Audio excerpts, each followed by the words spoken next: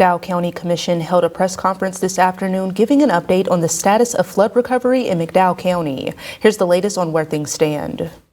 Flood recovery efforts are still ongoing in McDowell County as local and state officials continue to make progress. The Trump administration has not issued a federal disaster declaration, but McDowell County officials say the request is making progress and they hope to hear something soon. I assure you that our state, local, federal partners are doing all that they can, and we are hopeful that in the very near future, hopefully in the next day or so, that we're going to hear something.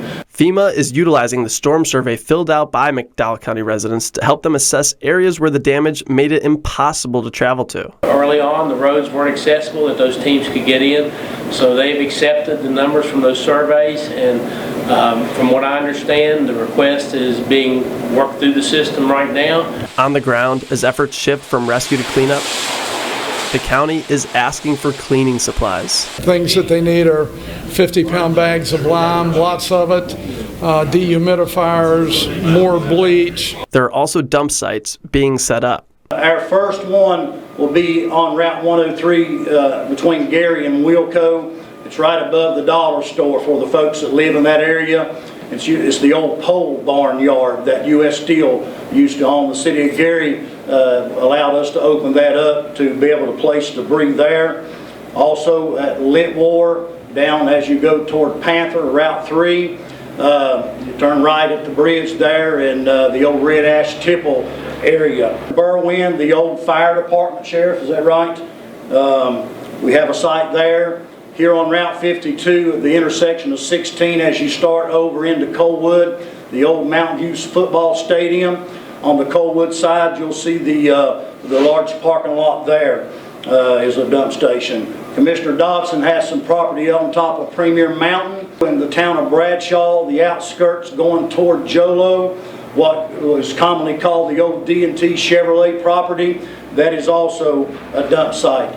There are still immediate storm repairs underway. Water infrastructure is being repaired. Progress has been made. We got crews from northern part of the state in here. We got crews from Beckley in here.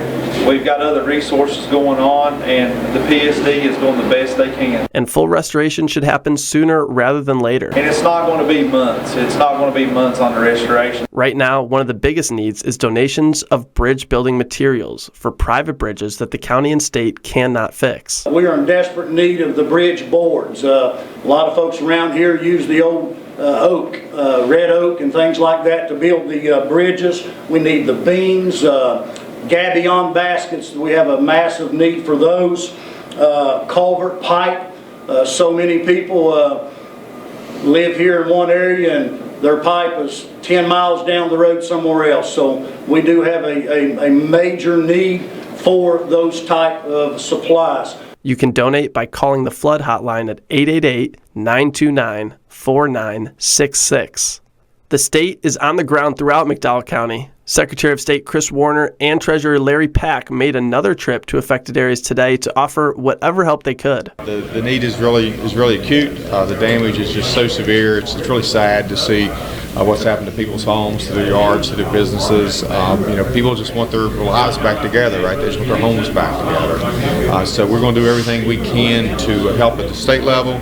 In McDowell County, with Micah Leith, I'm Danny Delante for Newswatch.